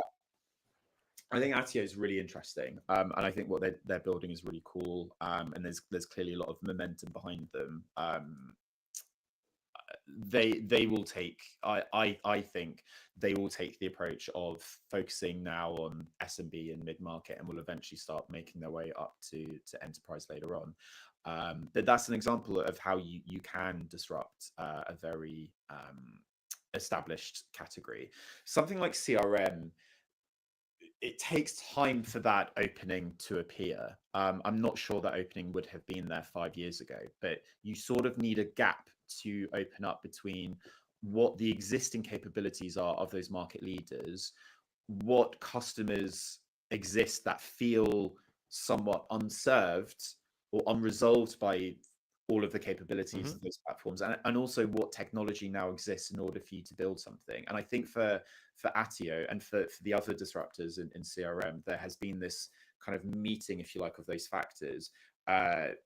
Generative AI, you've kind of got big incumbents that haven't released new products or new features with the same hunger that early stage startups do. So there is a capability that has opened up. And of course, the world has moved on. People have moved on. There are different kinds of businesses. There are different challenges and needs and problems that now exist in a way that didn't exist 5, 10, 15 years ago. So you take all those things together, and suddenly you go, actually, yeah, sure, that's a very difficult industry to take on. But when you go into a category where there are some very big, obvious, established players, you're not taking them on directly, right? Attio is not taking on Salesforce directly for all of their customers. If you're an enterprise customer, you're not going to Attio, you're still going to Salesforce. Yes. But if you're an SMB customer, actually, yeah, we're going to take that. So it's looking at a category and going, where is that subcategory? What is that bit of the category that we can take? And again, going back to our conversation around brands, this is how you can build authority, because you become a specific tool for this particular segment in this particular part of the category. Suddenly you actually sound unique, even though you're operating in a space where actually others have existed. So it's just another argument for why, if you're early stage, it really makes sense for you to go narrow, and then as you build that foundation, you've got ARR, and you can start investing in your go-to-market team. Then, of course, you can start entertaining other segments and building product quicker. I would only say that there's a danger of maybe slicing the cake one too many times, and I fall into that trap myself with positioning of my agency. And I remember we positioned ourselves very, very narrowly, and I think that the whole positioning was around that we built websites for B2B marketers or marketing leaders, like you call them, in SaaS for logistics or transportation industry that use WordPress. Mhm. So now you have like 4 verticals in a single positioning, Yeah. and that is just too narrow. Like, I think it's possible to find marketers in logistics and transportation in SaaS that use WordPress. There are people like this for sure. They're probably listening, but to reach you, it takes tremendous number of resources, and you have to use very narrow marketing channels, usually paid, to target that people. For example, Mhm. sponsorship in podcasts or newsletters that already talk with those people, or Mm. go to events that are very particularly about logistics SaaS, which are not many of them, to be honest. Right. So there are so many slices to the cake that you never feel satiated, like you're never satisfied with the bite because it's that small. And so I mean, again, there's always extreme, so just be careful where you land on that spectrum, right? It's so interesting because it is a spectrum. The opposite end of targeting too big a market and too many segments is to target such a specific segment that the customer is so defined that the total available market is tiny. And so Yeah. actually, even if you took like 50% of that market, you've pretty much reached saturation. You plateaued so quickly that you go, Mhm. okay, well, we need to find a. So it is possible to go way too niche. I talk about segmentation and identifying your ICP as a journey, and that journey isn't linear as well. There will be failures, to go back to the F word, Mhm. along the way, and they're good failures because you want to discount potential customer groups. It helps you to narrow down, but knowing the benefits of getting narrow on targeting a specific segment for your go-to market engine doesn't mean you should go niche straight away and do it arbitrarily, because you then could be creating a new error, which is or new problem, which is that you're putting all of your effort into a market that just isn't there, or it's just not big enough. Mhm. I was speaking to a founder recently that told me about the product that they've built and the problems that they're solving, and it's very very particular. So they don't have competitors in their market, but the total available market in the UK is just, I said, in my opinion, is far too small. And really, that's not to say you shouldn't do what you're doing. This is a really interesting product, and it's an interesting problem that you're solving. But actually, you already need to start thinking about how you can offer this outside of the UK. How can you and what's the kind of first step? It's English speaking customers outside the UK. So North America is going to be obvious, and Europe, of course, as well. So that's just, again, another way of thinking about segmentation. Segmentation isn't what industries are we serving. He's got a few sectors specifically, but actually he needs to be agnostic when it comes to geography, whereas others might want to start focusing on their home market because the opportunity is big enough. But that you bring up another really interesting point, Tomasz, as well, when it comes to go to market and when you can get specific in targeting a segment, which is around things like sponsoring podcasts and newsletters and events. Mhm. Those are less competitive channels. There's less noise there. If you can create a partnership with a particular business network or an event or a podcast where you've got your precise audiences there, that is great. That is a great way to get your name out there. And you're not just yet another SaaS platform creating paid Yeah. adverts on LinkedIn. And I'm not advocating against paid on LinkedIn. I think it's a very important category, but lots of platforms are on LinkedIn, and lots of SaaS tools are on LinkedIn targeting similar segments to you. There's just noise here. There isn't, and it's something to think about, especially in the early days. But yeah, I've worked with a customer last year. Worked with a Series A SaaS platform, and they were targeting so many different segments. I mean, at this point, we're not even distinguishing between segments. It was kind of Wow. everyone. And what we did is we got it down to three very distinct segments. Now, to them, I said I still think it's best for you to go for one segment, but here's three. That's an improvement. Do we have enough data right now to know which one to go after? No. So we need to do some testing. So right now we're going to set up your website to optimize for these three segments and the use cases for them. Over time, we want to be getting that down to two, and potentially down to one. So it's a journey, and you don't want to just go from everything to something very niche and very specific too quickly. But I guess the caveat is you also don't want to take too long to get there either. You're a startup, you've got a limited amount of runway. So you just want to find a way of getting to that point as quickly as possible, but don't rush. I have an example of that as well, which I believe worked out pretty well for a company. We worked with a tech startup, that targeted postal carriers only. So they only Right. had a market of 140 companies in the world. Wow. Okay. Right. It's like ABM straight away. Crazy. Yeah. And we built a website for them, and then sort of, I mean, it worked out for them great because they were eventually acquired by a massive company that's been logistic provider for ages.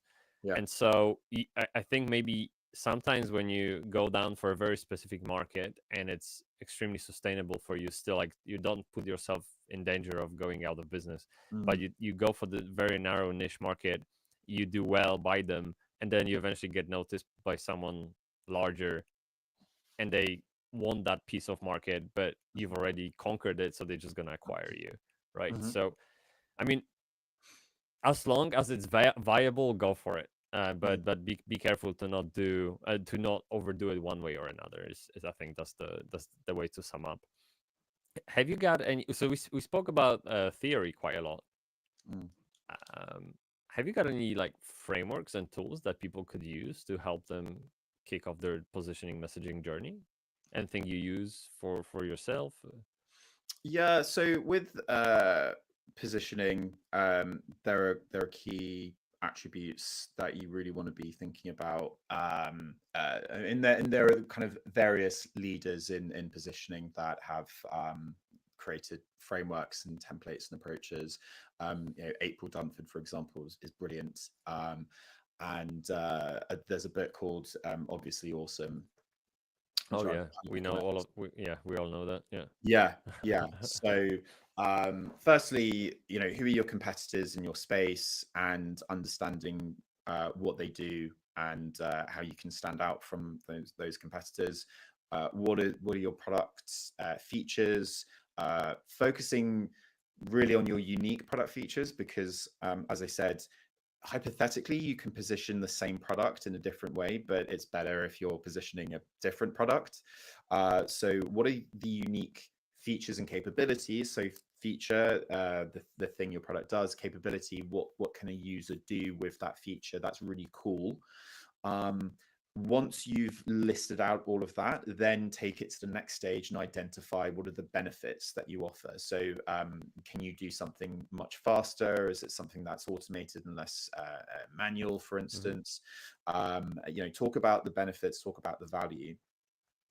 Then the thing is around understanding your target buyer. Who is it that's going to get the most value? Who's the one that's going to fall in love most with that product? Now, this is where the insights you get from speaking with customers is really interesting. What you want to do once you've identified the parts of your product that's unique, how can you then map that to very specific insights with your buyers? So in particular, the jobs that your buyers are trying to accomplish, those tasks that they're trying to get done, that where there is some pain or some friction that's involved, and what are the outcomes that they're ultimately trying to achieve as well. What does really good look like? So then you can kind of say, right, how do I map the capabilities and features of my product, especially the unique stuff, to solve the jobs that they're trying to accomplish and get them to those desired outcomes? Then you've got this matrix where you can go, right, I know exactly what features I should be speaking about and how to talk about them, because this is what they're trying to get done. And then the other part is figuring out the category. Um, there are different ways that you can think about how you take on your competition. Again, do you take on the competitor directly? Do you find a specific part of that category that is less crowded that you can occupy, or are you creating an entirely new category? Finding that specific space within an existing category, I'd say, is always the easiest way. So what is that category that makes your value look good when you compare to others? Um, and leaning into that. So those are the things that I recommend looking out for when it comes to crafting Hmm. your positioning. You will of course start off very high level of all of those things, and you will start out off with existing data, existing knowledge. That means that you can do 50%, 60, 70% of that quite easily. And then it's a case of speaking to more customers and doing more research on competitors so that you can really narrow it down. But that's really the things that you want to focus on when it comes to positioning. Hypothetically, you can just get everybody into a room, and those 5 or 6 things that I covered, we say, right, let's talk about Yeah. this, and you can cover that very quickly. Positioning is something to review on a relatively regular basis. So every couple of months, let's have a look at positioning. Is there anything that's changed in the market that ultimately impacts how we should position our product, including the new things, new features that we're building? But are we speaking to customers on a regular basis and understanding what problems we're trying to solve? Because that will then feed into positioning, and that will also feed into the messaging framework I was talking about, Yeah. the features, capabilities that are unique to your products, and the jobs and the problems that you're trying to solve. And again, are those mapped across correctly, or do we actually need to change? Because here's this job that keeps coming up in all the interviews. This is the job that is the most important, or this is the job that's the most painful. This is the job that is coming up most frequently. These are the outcomes that they most want to achieve. And so with the frameworks, there is, I guess, a level of interpretation as well of what you input into those frameworks. So when it comes to doing the customer interviews, I'm sure you might hear these 3, 5, 7 different jobs being referenced all the time that people are trying to accomplish, but some of those jobs are less painful than others to Hmm. accomplish. Hmm. Some of those jobs are sort of easy, some of those are more difficult, some of those are sort of being resolved and supported by existing tools partially or entirely, whereas some of these other jobs that are still referenced quite a lot, but maybe are not like the 1 or 2 most important, or sorry, the 1 or 2 most frequently mentioned. But here are these like really painful unresolved jobs that actually we could potentially speak to. So it, the research thing really, I would say, speaking, if you're looking for a kind of a framework or a template that is most important, speaking to your customers all the time is the framework. That's it. I love this. Doing the Yeah. jobs done stuff. And I love jobs to be done because there's a difference between I speak to my customers and I speak to potential buyers as well. And there's a difference between talking to existing customers and potential buyers. Existing customers, they use your platform, they know what's valuable already about your platform. So they're going to talk slightly differently about why they love your platform than someone that's searching for a solution. Hmm. That aha moment that they get when they use your product will make them go, oh, okay, this resolves the pain that I'm looking to resolve, but it's doing it in a particular way, which I really like. So it will slightly change how they talk about it. So it's good to get perspectives from existing customers and buyers, but the more that you can get in depth and really understand why that pain is so painful, or why that job they're trying to accomplish is so important, you move beyond the surface level, like, oh yeah, I just want to do this faster, or I just want to get home 10 minutes earlier, and you get to these kind of emotional and social dynamics that are really, this is so frustrating, this is so painful, I want to feel like we're losing out to competitors that are doing things better, however they talk about it in a way that you can start to hear that emotion come out and that passion come out. That's where things get interesting, and those are the insights that you're really looking for. So I have a very specific way that I do messaging, but when it comes to positioning and messaging frameworks, I'm going to be really honest, there are so many out there that I don't think that you can you look at all of them and take the best out of them. But the thing that I would say that is most important is doing the customer research, giving time to it, and really getting in depth It, with understanding the why. it's very interesting that you mention jobs to be done. You are a third person to mention this, and in all the recent conversation that I had, it's a great framework. For Yeah. I never heard it before until from the other guests, and so I looked into it, and I'm already trying to use that for my own company. It's really good. Like it makes you think about like it makes you think about hiring your service to do a job, Yeah. almost as if Yes. you were a tool, like a Yes. drill, right? That's the uh, principle. it's Yeah. great. So that's awesome. I want, before we end on the lighter note, which is humor and comms, Yeah. can you just maybe very briefly tell me, how do you actually conduct customer research, like tools, I mean particularly tools, what do you use to find the right people to talk to, and how do you talk to them? It's a, yeah, it's a hard one, right? Because it's so easy to turn around and say, just do customer interviews, just do buyer interviews, just like reach out to customers and buyers. It's the most difficult part is actually finding people that you can speak to. Yes. I had a founder that recently said, "Hey, look, I get what you're saying, but I've tried to reach out to people and they all just ignore me." Mm. Um, there are a few things that you, I guess, need to try, which is how do you incentivize people to give up their free time? And it's hard because ideally I want to get 60 minutes of everyone's time. Sometimes I need even more. Sometimes I don't quite need 60 minutes. But Yes. how can you get someone to jump on the call with you? How can you lower the barrier to commitment from their side? So instead of saying, hey, can you jump on? Hey, I want to do a 60-minute interview. Like immediately, it's like, whoa, okay. But can I, hey, you seem like an expert in what you do. I'd love to just grab, just a quick bit of your time, if that's okay. One tactic which someone spoke about recently, and I love this idea, is actually not even starting with the question, "Hey, can I speak to you?" Mm-hmm.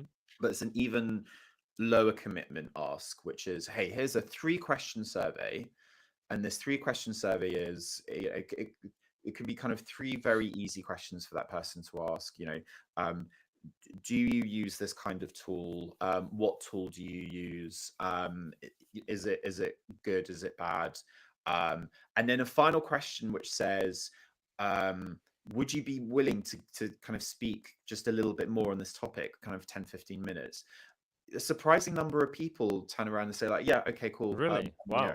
Okay. happy to give some time. So you've sort of introduced something that Mm-hmm. they feel like, okay, is very low commitment, and then you're introducing a further step, so that step doesn't feel as big, and so then the person goes, Right. okay, yeah. But if you lead on that immediate next step straight away, hey, can you jump on a call and let's talk? Okay. Yeah. So you just need to lower that commitment barrier for the person to jump over in order to give that time, and that means maybe taking small incremental steps.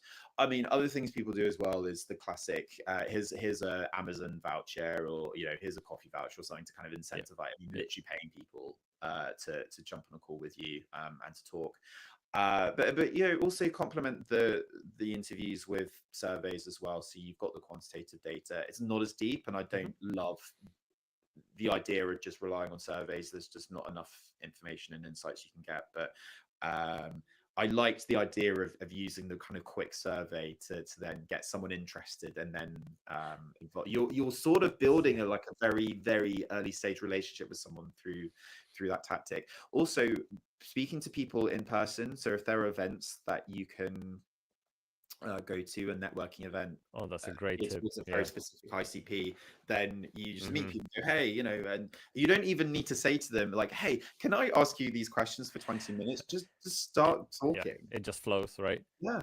Absolutely. And every workshop we do ends with 3 to 5 interviews. So the reason I ask is because I want to know if you have like a different approach. And these tips are really interesting. I've never thought of it. And actually, one time I stepped out of our usual way, which I will explain in a second. And, Yeah. and I reached out to a agency owner from gaming industry to review my client's website. Because the client was targeting creative agencies in gaming industry, so he was perfect. And I literally just said, look, here's a link for already prepared user research test. Yes. We used winter.com, Right. and Yeah. it takes 10-15 minutes. You're gonna get 100 quid. Can you do that? He did it in like 5 minutes, Right. like easy. So that was the only time I've done it, and great success. So hardly a sample, but I did it. And all the time we use platforms like userinterviews.com. There's Hotjar Engage, Yeah. Lissa, maze.com, I think. So there Yeah. are a few. The most important part is that they have the panel of Mhm. participants that matches your audience. And some of them are purely B2B, some of them are purely B2C. Yeah. All of them, the other are just a mix of those. Yes. So it takes a while, but I don't think we've ever failed to find at least 3 matches in the entire world Yes. for people that could help us out. So Yeah, the platforms, they're great for message testing as well. right. If you've already done the work and you've got an idea, like even when you're mapping across your product to customer jobs and desired outcomes, you're still going to find that there are a number of different messages that you can lead on. What's that messaging hierarchy? So you still want to test out that messaging, and yeah, like Winter's a great example of a platform. I love it. Yeah, absolutely. We use Winter regularly. Honestly, you just go there, pay like what $100, which is Yeah. £80, Yeah. and a marketing senior or specialist, it depends on the role that you pick. And you They can get precise with that role as Yeah, well. you can be very precise, and they honestly open your website. They record a video of themselves browsing it and giving the narrative of what they think, and like just Yeah, crazy value. Like absolutely, I don't know why people don't do it. It's just so easy nowadays. And hats off to Peep for building the platform like this. It's just great. it's Um, so yeah. yeah, For product marketers, it's great. oh, It's it's a another blessing, right? yeah. Absolutely. Sometimes, like, I mean, if people did that more, I wouldn't have job, to be honest. Yeah, Yeah. let's not talk about it anymore. Yeah. Actually, All right. actually Next good. one. Humor. Okay. Speak- I don't have a sense of humor, so No, me neither. I'm very, very serious. it's- Yeah. this is what happens when we're an hour and a half into talking. That's all right. Hey, we're gonna finish off on a lighter note. Right. I know we kind of poked at each other before we started recording about how stand-up comedy is similar to writing copy on a website or anywhere, any marketing collateral, because you Yeah. have to find those punchlines that actually land and make people laugh or engage. Yeah. Have you got any thoughts on that? Just overall, like how can you use humor in marketing? And before you maybe answer that, one thing that came to my mind is this brand Surreal. Do Oh, you I know love them? cereal. They have Genius. fucking cats on Yeah, LinkedIn called Arthur doing stupid stuff, they're great. and it's just They have like the person who leads the copywriting for yeah. Surreal is as literally a comedian. Oh, is he's what really? yeah. I'm really embarrassed because I don't know the person's name. I follow them on LinkedIn, so Right.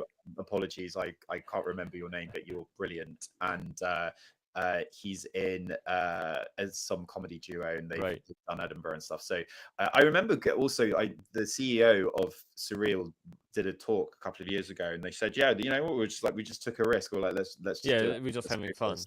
It absolutely has what. And also I love that they've gone for this kind of very D2C approach deliberately on LinkedIn, because I guess they're aware that they've got a product with quite a premium pricing. Sure. And so where are they going to reach their demographic? Yeah. Well, actually LinkedIn is a great place to reach that type of consumer. So in so many ways, I just think they've But how do you think we could map their approach to B2B then? Because there's the stigma that B2B is boring, serious. Can we learn something from them? I think, yeah. See, this is the thing. As soon as it comes to B2B, this creative risk aversion, seeps in, and 100%. Yeah.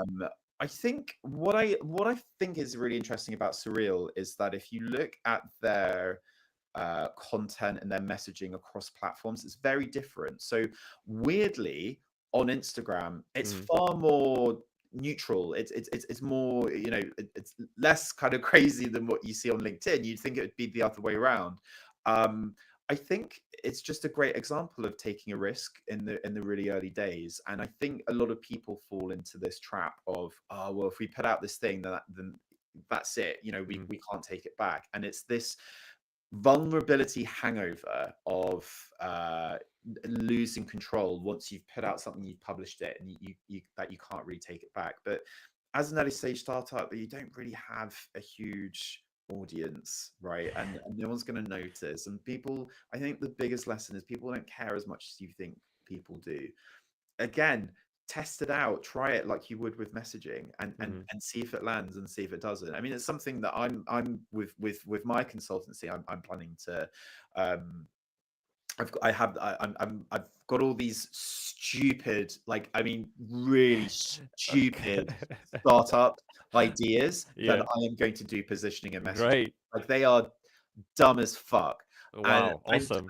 and just put it out there, see what happens. Yeah. And like, worst case scenario, people don't react to it. I mean, I think you sometimes have to take your fears to a mental court of law and go, like, is this really, if you're planning to put out obscenities and I don't know, like porn, then yeah, that's a really bad idea. But I mean, if you're planning to do, I don't know, comedy stuff, is it, that's not really that bad. Yeah. I don't think you're taking as much of a risk as you think you are. It's just the case that a lot of people are very risk averse. That presents itself a beautiful opportunity. So I think, if anything, if there's any lesson from that, Surreal has just proved that actually they took a risk, but it's not as big a risk as we think. It's just because everyone else is unwilling to take a risk.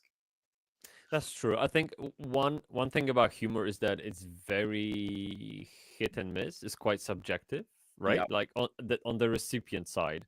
So if you lead with a product value, hey, we save your time, like everyone wants that.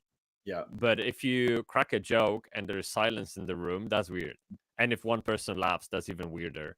Uh, so that's maybe the source of being risk averse. But there are still types of humor, like self deprecating humor, that can help you get a wider audience of people from B2B. Also, I sometimes use rhymes in my copy. Like, for example, right now on the homepage, we have Meet the Agency that has it all together from yeah. start to forever. Right. Right. Yeah, So it's not serious, but it's not stupid humor. It's just I guess it shows character yeah. and also gets the message across. And it won't. I mean, you'd have to be really soulless person to not find it at least somehow, or at least appreciate it. Maybe. Oh, Sure. that's way too good. Yeah. Sure.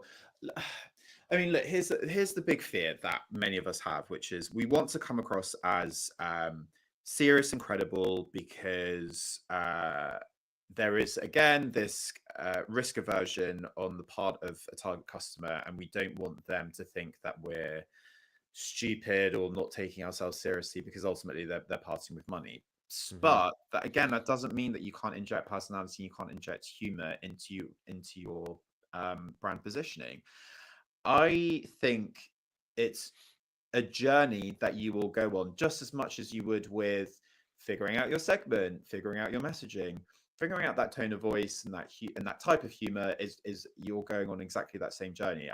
And as someone that has done a little bit, I know, Yeah. a massive emphasis on a little bit of stand-up comedy, the journey to finding your voice is a painful one because you have to go up on stage and you have to tell jokes that aren't that funny and don't land, and that's the only way that you figure out if it works or not. Even big established comedians, they do these work in progress shows, and so they have to go up and tell jokes that they don't know if they will land or not, Mm. and they're very good at making a joke about the joke that didn't land. Well, they go, well, that landed like a sack of shit, cool, and Yeah. it's Yeah. they laugh, and it's like, and it's fine. So they have figured out how to do it in a way that actually isn't that risky. But it is just the same kind of journey that a startup and a founder will go on when it comes to their product positioning and messaging. Is what is that tone of voice? But I think humor is there is a huge opportunity with it. I actually see more people trying it and succeeding. The question is, what is your goal? Are you looking to build an audience? I think humor is tailored perfectly to that. Does it help you convert sales? That is something that you'll discover once you have that bigger audience. when you start speaking to people and asking why are you interested in our services, what helped you discover us? Oh, you know, it was because that funny content, you know, stuff you put out. Okay, do they convert to a customer? Yes. Okay, Hmm. then you're starting to see that there are signals that this kind of thing is working. But trial and error. That's Exactly. my answer. I mean, I think that's the way in business and life. Just don't be afraid of failing. Again, the F word. In public. In public, yeah. I mean, the biggest fear is what people's gonna think of you, and that's the surest way to not grow. I think because Yeah. essentially you're living you are living by someone else's expectations, not your own, and Yeah. that's very bad. And so one company that comes to my mind, I don't think they're actually in business, but I don't want to attribute their sense of humor as the factor why they went out. I can't remember the name. I don't even want to mention them. I don't know about the people how they would feel about it, but Right. they were a loan company, Okay. and they would have a slogan on their homepage with the asterisks. Uh, Instead, yes, they would have "Go fund yourself," Okay.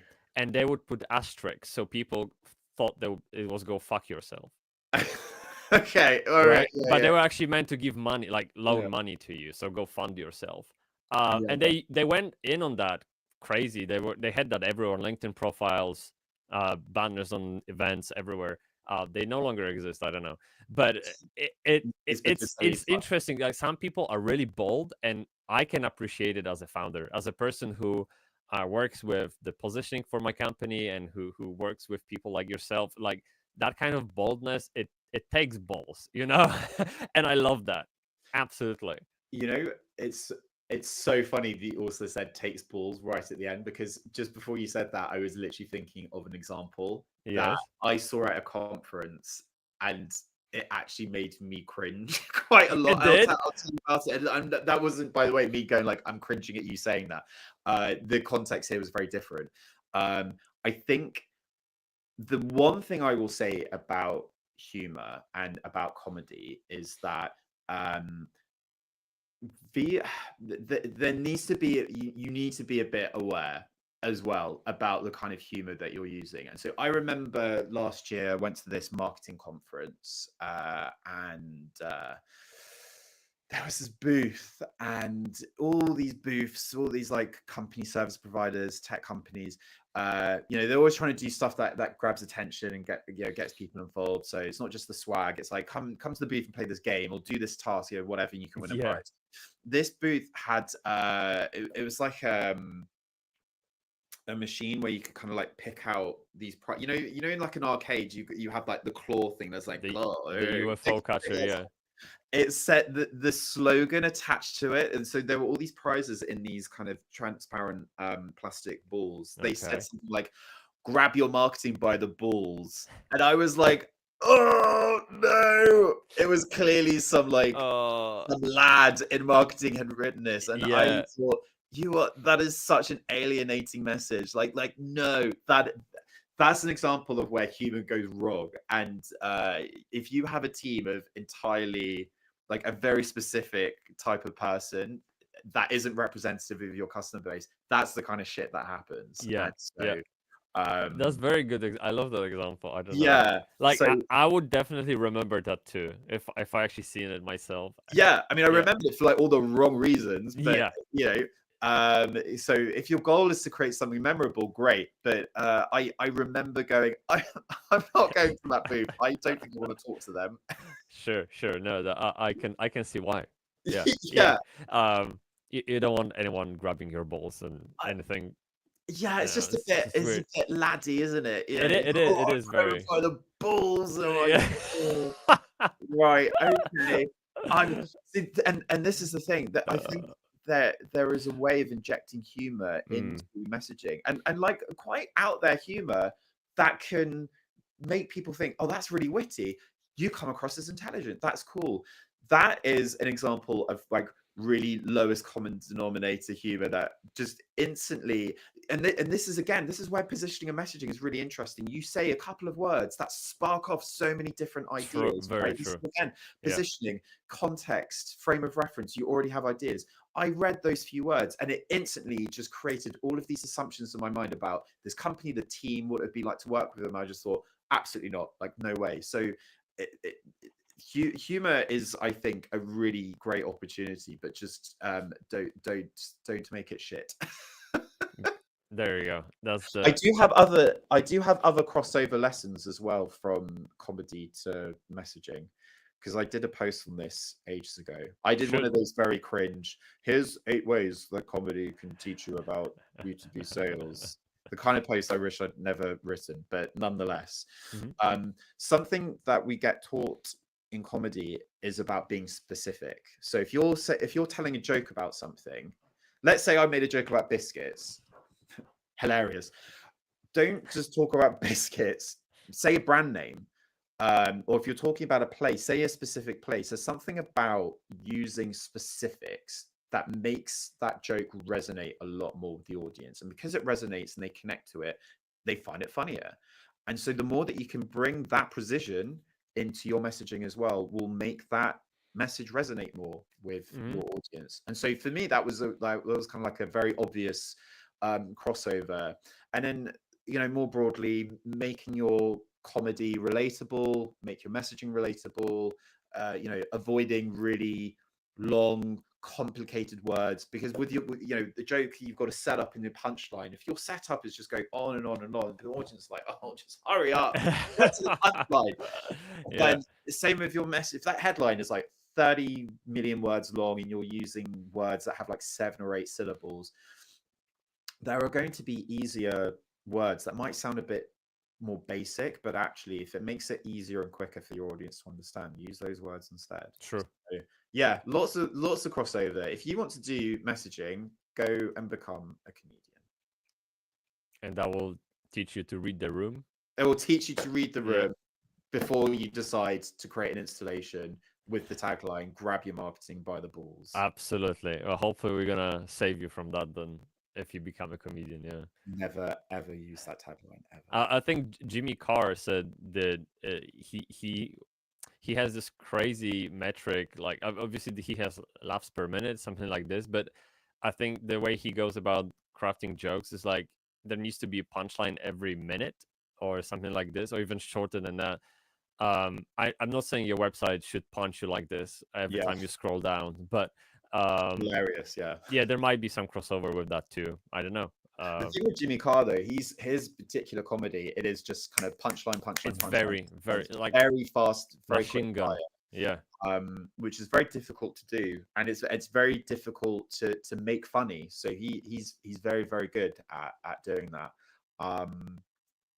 But yeah, I think for your homepage, for your website, that the crossover for me there is less is more. You don't need to pack your website with absolutely every single product capability that you want. Yeah, true. Just focus on what works. Yeah, your headline shouldn't talk to 3 or 4 different benefits. Focus on the one that's really impactful. There's more space for you to add the others below, but even then, be very selective about what your audience cares about. And to finish that on the, I guess, a funnier note is you don't have to tell people to scroll; they know it. Scroll down. Yeah, scroll down to see more, dude. That's how it works. Okay, cool. It has a wheel on it. Okay, I can just use my. It's fine. I've used website before. Okay, I know there's more. But okay. Well, anyway, we've been on for about 2 hours. Is there? Yeah, it's crazy. Wow, I think it's one of the longest I've recorded, but it's so fun. Have you got anything else that we haven't talked about that you would like to share? And that is in case of positioning, messaging, and your work. Like, just plug anything you like. All of it, yeah. So I think one thing which I see often on LinkedIn, and we kind of spoke about it, but I think we spoke about it in the right way, which is it's very easy to talk about mistakes that founders and startups make. And I think how I started my career in product marketing, positioning, and messaging, I made all of the mistakes. And I think be a bit kind to yourself and know that, again, it's a journey. It takes time to figure out a lot of this stuff. It is fine to make those mistakes. Also, experts like us exist if you don't want to make those mistakes and you want to get to the correct answer quicker. By the way, that's why there's a market for what we do. But I like to kind of talk more about how you get to something that's a bit better. How can you get from 2 out of 10 to 5 out of 10? Because that will move the dial, even if you're nowhere near 8 out of 10 and 9 out of 10. So that's kind of the first thing I want to say. The second thing, we spoke about it kind of halfway, was around key pitfalls that startups and founders might face with positioning. The one other thing that I wanted to kind of very briefly talk about, but I'll keep it very short, which is that it's easy to talk about trying to solve very, very big problems, like really, really big challenges. Like, for example, in HR tech, you might see platforms that are trying to make awesome company cultures, make your company culture great, or transform, it's this transformation kind of message, transform your company culture. It's a huge problem. That's a huge problem that you're suggesting that your one platform or tool is going to solve. Sometimes it's better to just downgrade to a medium problem or a very specific problem. It's much easier for your target buyer to understand where you fit in. And the reality is you're going to be part of a much bigger collection, cohorts, of tools and solutions that helps to solve a much bigger challenge. You don't need to be the thing that drives that overall change. So